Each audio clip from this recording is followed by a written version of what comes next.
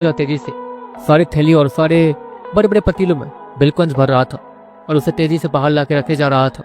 इतने सारे बिलकॉइंस देखने के बाद वहां तो सभी लोग हैरान हो गए थे और सारे सिपाही वो लोग तो उस डीमन और श्योर के अंदर जाते ही तुरंत के अंदर घुस के उन बिलकॉइंस को बाहर निकालने लगे थे और उन बिलकॉइंस को वहां से ले जाने लगे थे। पर राजकुमार, हम आपको अकेले छोड़कर नहीं जा सकते हैं।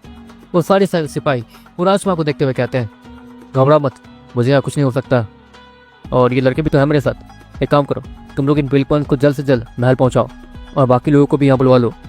वो राजकुमार सारे सिपाही उसका कहता है और सारे सिपाही जो अभी वहाँ थे वो सभी वहाँ से चले जाते हैं। देखते देखते श्योर उस घोड़े वाले रूप में अब थकने लगा था।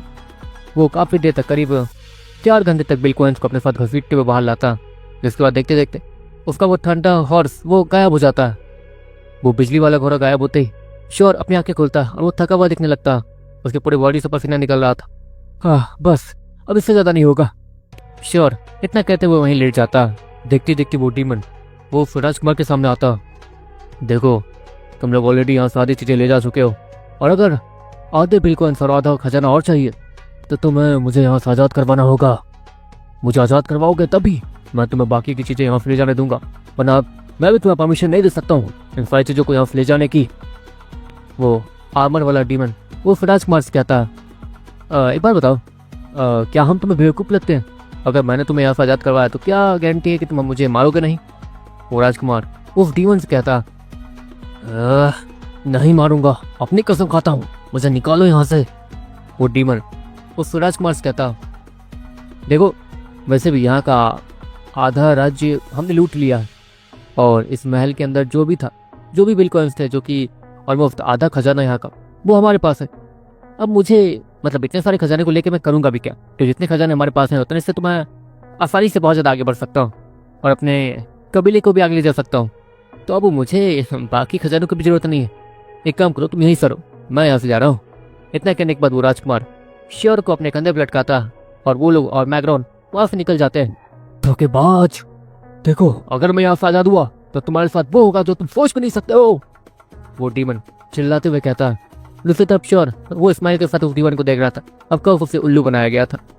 वो राजकुमार जानता था कि ये डीमन उन्हें अंदर से कुछ भी नहीं लाने देगा, लेकिन कुछ नहीं सुकुत सही।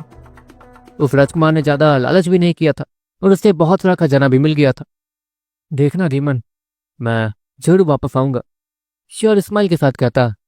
ऑफकोर्स डीमन को सिर्फ डीमन से मार सकते हैं, लेकिन श्योर की वो डार्क वाइट और श्योर का ब्लैक स्नेक, श्योर एक तरीके से किसी भी डार्क एलिमेंट वालों के इस्तेमाल से डीमंस को मार सकता है। श्योर अच्छे से जानता था। देखते देखते श्योर, राजकुमार और मैग्रॉन वापस महल आ जाते हैं। यहाँ पर श्योर पूरा दिन आराम करता और अगले दिन वो एक लंबी सी अंगड़ाई लेता। अभी तो रात हो रही थी। श्योर को समझ नहीं आ रहा था कि वो क्या करे। मैग्रॉन भी सोया हुआ था। श्योर एक लंबी सुबासी लेता, जिसके बाद देखते देखते श्योर ऐसे ही महल की छत पे जाता। यहाँ पर श्योर को वही बच्चा दिखता। श्योर उससे कुछ देर बातें करता था कि हाँ, उससे बच्चे को थोड़ा अच्छा लग सके, लेकिन वो बच्चा वो बस एक डायरेक्शन में देखे जा रहा था, लेकिन कुछ रिस्पॉन्स नहीं करता था। श्योर को सामने अचानक से राजकुमार दिखते हैं, जो कि जंगल में कहीं गायब हो रहे थे और ये वही डायरेक्शन था जहाँ पर वो अंडरग्राउंड कबीला था। श्योर राजकुमार को वहाँ जाता हुआ देखकर वो भी सभी की नज़र से बचते हुए तेजी से आसमान मुड़ता और उड़ते हुए तेजी से उस राजकुमार का पीछा करने लगता। वो ऊपर आसमान में अंधेरे में छिपा हुआ था, जिसके कारण राजकुमार को ठीक से पता नहीं चल पा रहा था कि ऊपर कोई छिपा है भी या नहीं, और वैसे भी वो ये सोच नहीं सकते थे कि कोई उड़ते हुए उनका पीछा कर सकता। वो तेजी से आगे बढ़ रहे थे। श्योर वो पूरी स्पीड के साथ भी उनका पीछा नहीं कर पा रहा था, लेकिन श्योर अच्छे से जानता था कि वो राजकुमार जा कर रहे हैं, इसलिए श्योर वो आगे बढ़ना जारी रखता और वहाँ पहुंचते ही श्योर नीचे देखता जहाँ पर वो होल था। श्योर चुपचाप उड़ते हुए उस होल के नीचे जाता और चुपचाप नीचे बैठने के बाद वो आगे बढ़ने लगता। वो चुपचाप आगे बढ़ रहा था। उससे वो राजकुमार भी दिख जाते हैं, जो कि अभी उसी डीमन के सामने खड़े थे। वो डीमन उस राजकुमार को गुस्से से देख रहा था। श्योर डीमन गर्ल के हेल्प से अपनी प्रेजेंस को छिपा लेता, क्योंकि उसका वही काम था। पता नहीं डीमन गर्ल के पास कौन कौन सी पावर थी, लेकिन वो अपनी पावर किसी को दिखाती नहीं थी। उसमें से एक पावर ये भी थी कि वो किसी के भी प्रेजेंस को छिपा सकती है। उस गॉड अपूफ तक ने श्योर और बाकी मैग्रॉन सबको सेंस नहीं किया था जब तक डीमन गर्ल सभी के साथ थी। श्योर धीरे धीरे आगे बढ़ते हुए एक बड़े से घर के पीछे छिपता और उस बड़े से दीवार के बीचों बीच एक होल बना हुआ था। श्योर उस होल के मदद से उस तरफ देख पा रहा था और किसी को भी नहीं पता था कि श्योर यहाँ पर है, क्योंकि श्योर जहाँ पर था वहाँ पर अंधेरा ही अंधेरा था। श्योर उस होल से झाँकेगा भी तो किसी को कुछ पता नहीं चलेगा। श्योर उस होल से उस राजकुमार को झाँकते रहता है, जहाँ पर वो डीमन वो गुस्से से उस राजकुमार को देख रहा था। अब क्यों आए हो यहाँ पर? वो डीमन उस राजकुमार को देखते हुए कहता, बस ये जानने आया हो कि क्या तुम मेरे साथ रहने में इंटरेस्टेड हो? वो राजकुमार उस डीमन से कहता, क्या करने का मतलब है तुम्हारा? वो डीमन फिर से कहता, अपना चेहरा नहीं दिखाओगे? क्योंकि अब मैं तुमसे क्या छिपाऊं, मैं उनमें से ही एक हूँ जिनसे तुम्हें बहुत ज़्यादा नफरत है। वो राजकुमार स्माइल के साथ कहता, और श्योर वो समझ जाता है कि वो राजकुमार कहना क्या चाहता। मतलब राजकुमार भी एक श्योर इतना सोच ही रहा था, इतने में राजकुमार के ठीक पीछे 2 डीमंस अपीयर होते हैं जो कि देखने में बहुत ज़्यादा डरावने लग रहे थे, लेकिन उस ब्लैक आर्मर वाले डीमन जितने ताकतवर नहीं। मुझे लगा ही था ये डीमन टेमर है।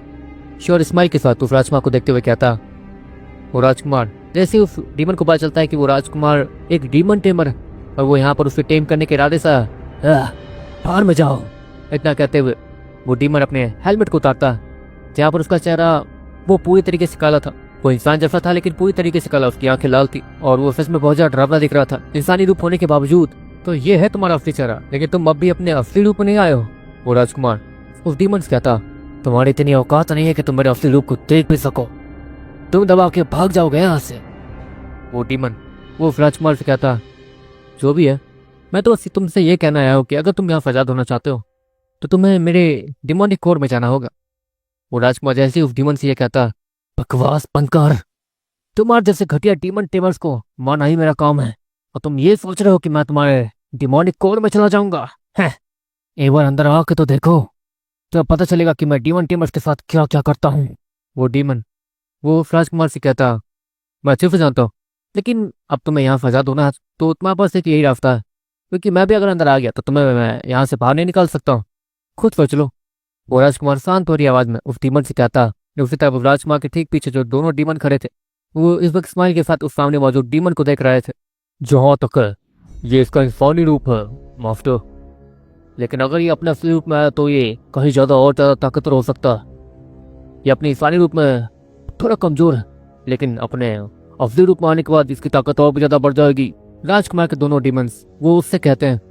शौर भी ये सारी चीजें सुन पा रहा था। शौर को ये सारी चीजें पता थी, कोई भी डीमन अगर इंसानी रूप लेता है, फिर कोई भी बीस्ट अपने इंसानी रूप को लेता है तो उसकी ताकत थोड़ी कम हो ही जाती है, और जब वो अपने असली रूप में बाद में आता है तो उसकी ताकत बढ़ जाती है पहले जैसे ही।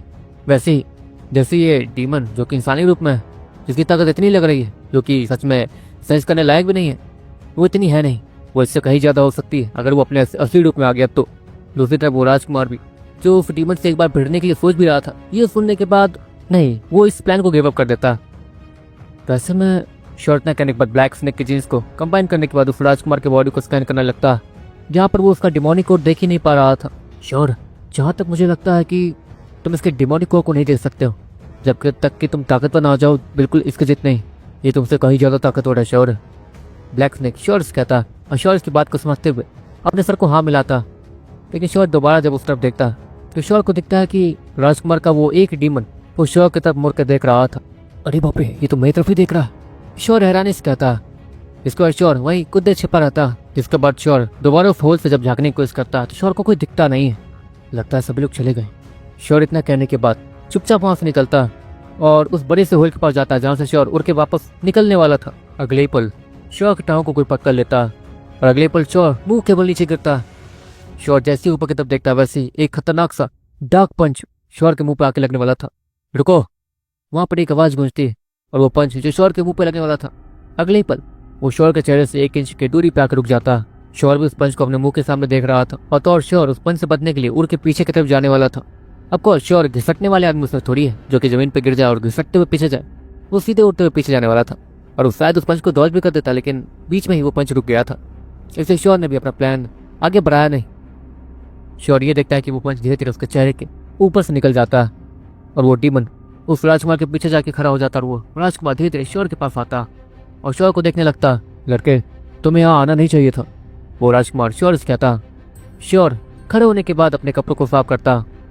मैं तो बस ऐसे ही घूमने के लिए आया था यहाँ पर, श्योर स्माइल के साथ कहता। घूमने के लिए? वैसे तुमने अब तक यहाँ पर क्या क्या देखा? वो राजकुमार श्योर से कहता। कुछ नहीं, मैंने तो बस ये देखा कि आप उस राक्षस से कुछ मतलब उस बीस्ट से कुछ बात कर रहे थे। श्योर स्माइल के साथ उस राजकुमार को देखते हुए कहता। मुझे ऐसा क्यों लग रहा है कि तुम झूठ बोल रहे हो? वो राजकुमार श्योर से कहता। मुझे आपको झूठ बोल के क्या मिलेगा राजकुमार? श्योर, स्माइल के साथ उस राजकुमार को देखते हुए कहता, तुम्हारी जान। वो राजकुमार इतना कहता और श्योर के गले को पकड़ लेता। देखो श्योर, मैं तुम्हें मारना नहीं चाहता हूँ। अगर तुम सच बता दो कि तुमने क्या क्या देखा और क्या नहीं देखना चाहिए था तो मैं तुम्हें जिंदा छोड़ दूंगा। वो राजकुमार श्योर से कहता, राजकुमार रुकिए मास्टर, मुझे इस लड़के के अंदर से डिमोनिक पावर की खुशबू आ रही है। वो डीमन वो राजकुमार से कहता और वो राजकुमार श्योर को छोड़ देता। डिमोनिक पावर की खुशबू, आगे कुछ बोलने वाले हो या नहीं? वो राजकुमार श्योर से कहता, अरे यार कोई डिमोनिक पावर की खुशबू, मतलब नहीं लग रहा कि मैं डीमन टिमर ही हूँ। इनके सामने कहाँ से लाऊं डीमन, मेरे पास तो डीमन ही नहीं है। श्योर मन मन सोचता, लेकिन अगले पल श्योर के दिमाग में एक आइडिया आता। श्योर अपने ब्लैक स्नेक और अपने डीमन गर्ल को बाहर बुलाता। ये ब्लैक स्नेक ये डीमन तो नहीं है लेकिन डार्क एलिमेंट, इंटरेस्टिंग। और ये डीमन तो है लेकिन थोड़ी अजीब डीमन है, यहाँ तक कि इसके पास नीरो खुर भी है। वो राजकुमार हैरानी से कहता और वो दोनों डीमन भी हैरान दिखने लगते हैं। ये कैसे हो सकता है, हमारे जनरल डार्क तक डीमंस के लिए नीरो को नहीं बना पाए, तो ये लड़की इसके पास कैसे? वो डीमन हैरानी से कहते हैं, ठीक है जो भी है मानते रहो। इससे ये तो साबित हो गया कि ये लड़का भी डीमन टेमर है। एक लड़के तुम शायद नए डीमन टेमर, तुम्हें शायद पता नहीं कि तुम बाकी डीमन टेमर्स के साथ घुल मिल सकते हो, तो मैं ऐसे छिप छिप के उन्हें देखने की जरूरत नहीं है। वो राजकुमार श्योर से कहता, माफ़ कर दीजिए राजकुमार, मुझे ज़्यादा कुछ पता नहीं है, वो मैं बहुत ज़्यादा नया हूँ ना। श्योर वो राजकुमार से कहता, वो तो देख के लग ही रहा। तो अगली बार किसी डीमन टेमर से डरना मत, तुम उससे आसानी से घुल मिल सकते हो। अगर तुमने सामने वाले को ये कह दिया कि तुम डीमन टेमर हो तो वो तुम्हें अपने में से एक मानेंगे, समझे? वो राजकुमार इतना कहता, वैसे तुम कूद के इतने ऊपर जा सकते थे, मतलब इतनी ऊंची छलांग तुम लगाने वाले थे क्या अभी? वो राजकुमार श्योर से कहता, श्योर तो वहाँ से उड़ के जा रहा था, लेकिन उन्हें ये लगा कि वो छलांग लगा के जा रहा। नहीं वो तो मैं ऐसे ही मतलब कुछ पकड़ पकड़ के जाने वाला था, लेकिन हाँ बेसिकली वही करने वाला था। श्योर वो उस राजकुमार से कहता, ठीक है अब दिन होने वाला है, चलते हैं। इतना कहने के बाद वो राजकुमार वो अपने एक डीमन के पीठ के ऊपर बैठ जाता। देखते देखते वो डीमन तेजी से छलांग लगाता। श्योर भी वहां से बाहर निकलने के लिए तैयार हो रहा था। इतने में उस राजकुमार का दूसरा डीमन वो श्योर को पकड़ता। वो भी एक लंबी सी छलांग लगाने के बाद ऊपर पहुंच जाता और श्योर को नीचे उतारता। श्योर के साथ उसका ब्लैक स्नेक वो सभी उसके नीले में वापस आ गए थे।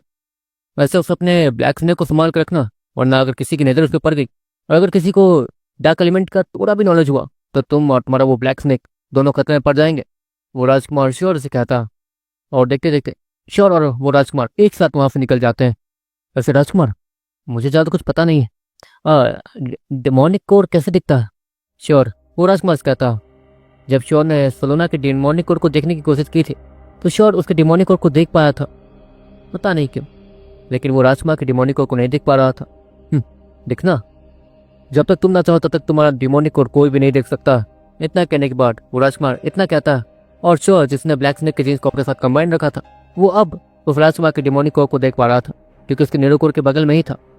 मतलब जब हम चाहें तभी डेमोनिक कोर दिखता है। श्योर इतना कहता, हाँ वैसे ये डेमोनिक कोर बस डेमोनिक कोर नहीं, ये हमारा आखिरी हथियार भी होता।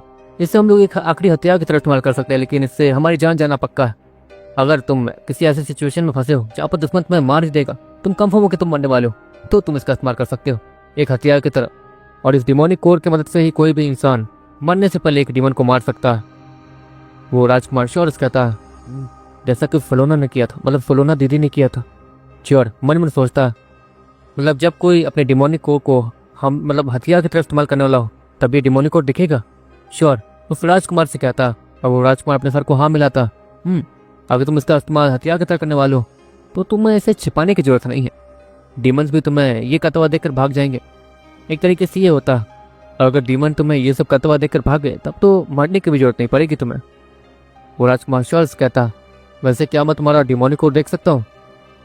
वो राजकुमार श्योर कहता, देखिए मुझे ज़्यादा कुछ आता नहीं है, इसलिए तो मैं आपसे सारी चीज़ें पूछ रहा हूँ कि डेमोनिक कोर दिखता कैसे है, क्यों दिखता है। मैं अपने डेमोनिक को खुद देख नहीं पाता हूँ। हाँ मेरे पास डीमन है लेकिन मैं ठीक से कंट्रोल नहीं कर पा रहा हूँ उन चीज़ों को। श्योर उस राजकुमार कहता, अच्छा ऐसी बात, कोई बात नहीं सीख जाओगे। वैसे तुम्हें फॉर्मेनियन एनर्जी कहाँ से मिली? वो राजकुमार वो श्योर कहता, वो तो मुझे एक डीमन टेमर मिली थी जिसका नाम फलोना था। वो मरने वाली थी, उसी समय उसकी डीमन ने अपनी आंख निकाल के मुझे दे दी। और उसने ये सब इसलिए किया क्योंकि मैंने उस डीमन को मारने में, जिस डीमन को वो लोग मार रहे थे, और उससे लड़ रहे थे। उसे मारने में उन लोगों की मदद की थी, इसलिए वो लोग समझ गए कि मैं भाई डीमन टेमर बनने के लायक हूँ। और उस डीमन ने जाने से पहले और उसके मालिक ने मरने से पहले हाँ अपनी फॉर्मिन एनर्जी मतलब अपनी आंखें मुझे दे दी, जिसके बाद मुझे फॉर्मिन एनर्जी मिली और मैंने डिमोनिक कोर जनरेट किया, लेकिन मैं उसे ठीक से काबू नहीं कर पाता हूँ। श्योर उस राजकुमार से कहता, वैसे तुम्हारे पास वो जो डीमन है वो इतनी प्यारी डीमन, एक इंसान जैसे ही डीमन, बहुत ज़्यादा खूबसूरत भी है वो, उसके पास नीरो कोर तक है, वो डीमन तुम्हें कहाँ से मिली? वो राजकुमार श्योर से कहता, "आ, वो तो मतलब वो बस मुझे रैंडमली मिल गई थी, घायल थी बेचारी, उसे मैंने ठीक किया और वो मेरे सामने गिड़गिड़ाने लगी कि मुझे अपने हाथों टेम कर लो, मैं तुम्हारे साथ रहना चाहती हूँ। श्योर इतना कहता और वो राजकुमार वो श्योर को सख्त बड़ी नजरों से देखने लगता। दूसरी तरफ डीमन गर्ल अचानक से बाहर आती है और वो श्योर के मुंह पे एक मुक्का मार देती है, जिससे श्योर पीछे जाके गिरता। अरे मजाक कर रहा था मैं, श्योर इतना कहता और वो राजकुमार तो उसे देख के हंसने लगता। ठीक है बाबा ठीक है, तुम्हें नहीं बताना तो मत बताओ, कम से कम ऐसी झूठी कहानियां बता के अपनी डीमन को गुस्सा तो मत दिलाओ। वो राजकुमार हंसते हुए कहता। श्योर अपने सर को खुजाते हुए आगे आता और अपने डीमन गर्ल को श्योर ही बोलने लगता। ये भगवान, ये तो। वो राजकुमार हैरानी से कहता, जहाँ तक है डीमन किसी के भी डिमोनिक कोर में जाने के बाद अपने आफ्टर के लिए बहुत ज़्यादा लॉयल हो जाते हैं और किसी सामने झुकते हैं, उससे कुछ नहीं करते, लेकिन ये डीमन ये तो अपने मास्टर को पीट रही थी और उसके मास्टर को सिर्फ सॉरी तक बोलना पड़ रहा था। देखते देखते डीमन गर्ल श्योर के नीरो कोर में चली जाती और श्योर एक राहत भरी सांस लेता है। इस पर देखते देखते वो लोग महल पहुंच जाते हैं। श्योर अपने कमरे में जाता और एक राहत भरी सांस लेता। अरे बाप रे बाप, आज जिंदा बच गया मैं तो। वो राजकुमार को तो मैं इतना अच्छा समझता था, लेकिन वो तो मुझे मारने के लिए।